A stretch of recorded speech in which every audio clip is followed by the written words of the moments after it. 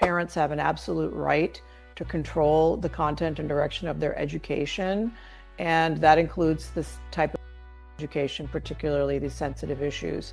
And so if the schools are mandating this and not allowing parents the opportunity to opt out of content that may be inappropriate for them based on religion or values, they would be afoul of that Supreme Court precedent. So America, on April 30th, 2026, the Department of Justice opened up a federal civil rights investigation into 36 Illinois public school districts. The charge is that these schools were teaching children from pre-kindergarten all the way up to 12th grade about sexual orientation and gender identity without ever telling the parents they had legal right to pull them out. But here's what Pritzker is banking on you don't know. This is not some rogue school district making up rules in the break room over some Cinnabons. The guidance telling teachers they could keep a child's gender transition secret from parents came directly from a document on Illinois State Board of Education's own government website. And that document exists because J.B. Pritzker signed an executive order in 2019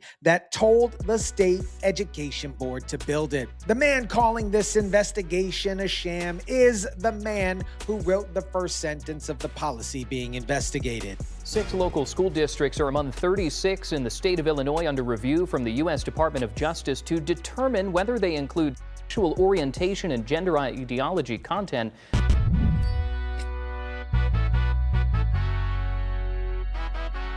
What is up, guys? Tyson DeLaCruz here. Thank you so much for rocking with me. Before the documents, and we have the actual government documents today, let me break down what the DOJ is actually looking at, because the way that this story is being covered through other media outlets, most people think it's just a bathroom policy, and it is absolutely not that. Number one, did these school districts teach lessons about sexual orientation and gender identity to kids from kindergarten on up without ever telling the parents they had the right to say no? That is a Supreme Court parental rights violation. Number two, did these schools help children socially transition, new name, new pronouns, new bathrooms, without contacting the parents about that child? That is the one that is being barely explained. Number three, are trans identified students using opposite sex bathrooms and locker rooms? That is a federal title enforcement question. The DOJ is investigating all three of those things. But number two, the secret transition policy connects directly to a document that's actually sitting on Illinois' own state education website right now. Let's go take a look at it. Investigators will also review policies on access to bathrooms, locker rooms, and girls' sports teams. Officials say the investigation will assess potential violations of Title IX, which prohibits sex-based discrimination in public education programs. The review will also consider Supreme Court precedents on parental rights. Assistant Attorney General Harmeet Dhillon says the department aims to ensure parents are not kept in the dark about classroom instruction affecting their children. Because Illinois State Board of Education's own published guidance on their government website instructs teachers that student gender transition is confidential and that confidentiality can be kept from the parent. Believe that, if the student requests it. This is not what a reporter says happens. This is not what a politician is claiming. This is from Illinois State Board of Education's own document, published on their website, on their own government website, you guys. Here's what it says. The confidentiality section here, March 9th, 2020. All students have the right to privacy. This includes the right to keep their transgender, non-binary, or gender non-conforming identity private at school. Information about the student's transgender, non-binary, and gender non-conforming identity, birth name, or sex assignment at birth constitutes confidential medical and student record information. District staff shall not disclose this information without the student's consent or unless legally required to do so. District staff shall not disclose without the student's consent. Your child who could possibly be 9 years old, has more authority over whether you find out about their gender transition at school than you do as a parent. That is written, that is published, and that is sitting on an Illinois government website. The DOJ did not manufacture that document. The state of Illinois did. I'm not sure we know what this is about. You know, if you even read the coverage of this thus far, none of the administrators and superintendents who have been swept up into this, this investigation, as they're calling it, can even define why. And you look at the range of school districts across the state, and the some that are very, very small, others that are slightly large. It's a little bit confounding to figure out what is going on in particular. But let's talk for a second about, I think our reaction to this, which is, school is, being in education these days, preparing a curricula for students, preparing them for the world in which they're entering into is an incredibly difficult job. It's an incredibly arduous thing to do. And the one thing that I know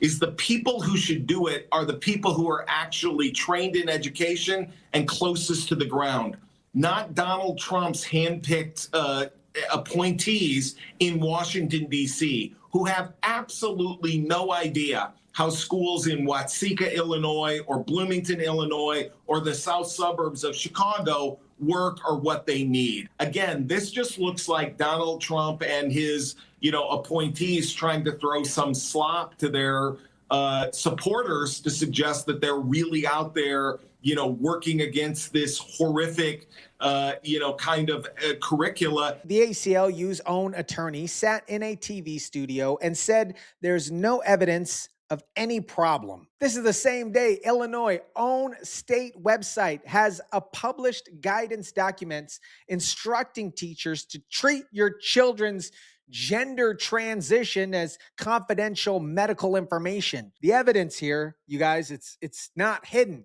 You can go on the website right now. It's published at a .gov website. Anybody can read it. Matter of fact, I'll place the link for it in the description down below. Some individual school district did not just follow the state guidance. They went another step further. And one of them used a specific word in their own internal documents that tells you everything you need to know about what the policy actually looks like on the ground. The organization Forging the Future D200 obtained documents through a public records request, a formal request from the Community Unit School District 200 in Illinois. The document lays out how school staff should handle it when a student identifies as transgender and when it reaches the part about what happens if the student does not want their parents to know. Read what the language the district chose. Parent consent participation is strongly encouraged, but not required to develop a gender support plan. If a student does not want their parents to participate or have knowledge of the plan, discussion with the student should include barriers to parent participation, as well as how the staff can support the student in disclosure. Barriers to parent participation. A school district in Illinois, funded by taxpayers, funded by the people that live there, operating in a taxpayer-owned building with taxpayer-paid teachers, wrote a policy with instructions on how to create barriers so parents would not find out what happens to their own child at school. That word did not end up on the document here by accident, you guys. Somebody chose that deliberately. And the state guidance that gave them permission to write it traces back to one person. Before the Illinois State Board of Education ever published that guidance, before any school district wrote the word barriers into a gender support plan policy, one thing you guys had to happen first. Governor J.B. Pritzker. On June 30th, 2019, Governor J.B. Pritzker issued Executive Order 2019-11 titled Strengthen Our Community to Affirming and Inclusive Schools. The executive order established the Affirming and Inclusive Schools Task Force in the office of the governor to identify strategies and best practices for ensuring welcoming and safe, supported, and inclusive school environments for transgender, non-binary, and gender non-conforming students. His name, J.B. Pritzker, is on the first paragraph of that document the DOJ is now investigating. He ordered a task force to produce the guidance. The guidance produced the school-level policies. The policies produced the quote-unquote barrier language. Every one of those steps, you guys, traces back to that executive order that was signed in 2019. And when the DOJ showed up on April 30th, 2026, with a federal investigation into what that policy chain produced. Now, Senator Dick Durbin released a statement in response saying, in part, their investigators will find 36 Illinois school districts dedicated to providing their students with a good, well-rounded education. He also called out the Trump administration for weaponizing the DOJ to carry out a, quote, sham investigation. Durbin and Pritzker are using the same word, sham. If Harmeet Dhillon's investigators walk into those 36 school districts and find the exact guidance that was already published on the own government website, what part of that investigation, my friends, is a sham? The documents are already there. They went and wrote them down themselves. Now, I want to connect something, and I'm going to be straight with you while I'm doing it. These are two separate situations, different laws, different agencies, but one thread runs through both of them here. Before this DOJ investigation dropped on April 30th, 2026, Pritzker's administration released a man convicted of actual abusing a young child in Illinois communities, even though federal ICE agents had an active detainer on him requesting to be held for pickup. Pritzker's own sanctuary policies told the Department of Corrections not to cooperate. ICE had to track the man down, and it ended up in the car chase. Then, same week, the federal government opens an investigation into 36 Illinois school districts operating under a policy that tells teachers to create barriers so parents can't find out whether their child is being transitioned at school or not. Pritzker's response? Sham. He won't hold a convicted PDF abuser long enough for federal agents to collect him. He won't allow parents to know when their child's school is secretly running a gender transition plan without their knowledge. I'm not saying that those are legally the same thing. I'm saying both of those decisions came from the same governor. And in both cases, the child is the one who has no say. Among those under investigation locally, Freeport, Meridian, Oregon, DeKalb, and Stockton school districts. Freeport district leaders released a statement in response. It says in part, quote, "We are confident that our instructional and student practices are in full compliance with state and federal law, as well as applicable court precedents. We intend to cooperate fully with this inquiry." Full compliance with state and federal law. Here's the problem with that defense. The DOJ's entire argument is that Illinois state law itself violates the federal Constitution and Supreme Court. Complying with the state law is not a defense when the state law is exactly what it's being challenged. The 35 public schools that received a letter from the DOJ was at the top says it's a compliance review of Title IX, but at the bottom says investigation, or all recipients of the School Violence Prevention Grant. Alvarado says district leaders are still trying to understand why certain schools were selected after learning many of the districts receiving letters shared a common connection. So that was one of the sort of, not an outlier, but one of the trends that was discovered through IASA. They also tried to map it across the state, what counties were identified. The ACLU claimed that there was no logic behind which schools got targeted, saying maybe somebody handed Trump a random list at Mar-a-Lago. The Freeport superintendent just told you the connections. Federal grant receipts. The DOJ followed the federal funding. That's not a witch hunt. That is exactly how federal compliance investigators are supposed to work. Pritzker and his allies are framing this investigation obviously as a political attack, but Harmeet Dhillon is not citing political preference. She is citing two specific Supreme Court decisions. The investigations will examine whether these Illinois school districts, which are recipients of hundreds of thousands of dollars of taxpayer funding, are adhering referring to the Education Amendments of 1972 and the Supreme Court's extensive parental rights situation. Muhammad v. Taylor established that parents have a constitutional right to direct the moral and religious education of their children, including of pulling them out of content that conflicts with their family values. Illinois' mandatory curriculum with no parental right opt-out is not just a policy disagreement. Under Supreme Court decision, it is a constitutional violation. The DOJ is not asking Illinois to change its values. It's asking Illinois to follow the law that the Supreme Court already wrote. Statement to 25 News, Superintendent Dr. David Mauser says the school district's priority remains providing safe, welcoming, and engaging learning environments for all students, while supporting teachers and staff, and says the district will respond to DOJ requests and work in good faith to ensure clarity and compliance with education requirements.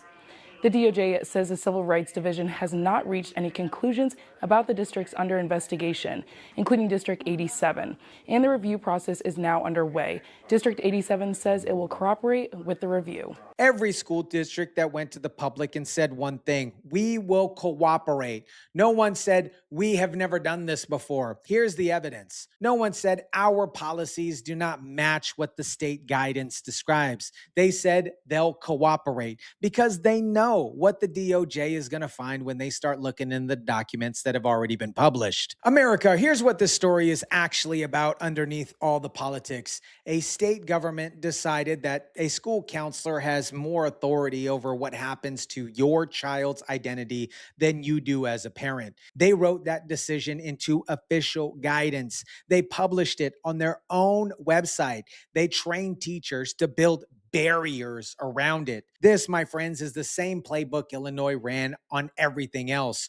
Write the policies, bury the details super deep, and when somebody calls it out, scream it's political. Except this time, the receipts are sitting on a .gov website with the governor's executive order cited in the first paragraph. Here's what nobody is saying about what comes next. The 36 districts currently under investigation are just phase one. Dhillon confirmed that the DOJ is still mapping out Illinois' full compliance picture here. The districts not on the list right now are not free and clear. They're the next ones in queue. J.B. Pritzker ordered his policies built in 2019. He defended them in 2026. Parents never got to vote on either decision. Your child, your tax money, and conveniently, you're the last to know. Let me know what you think about this. Drop it down in the comment section down below. Smash the like button if you kindly would. Share, subscribe, and as always, guys, I'll catch you on the next one.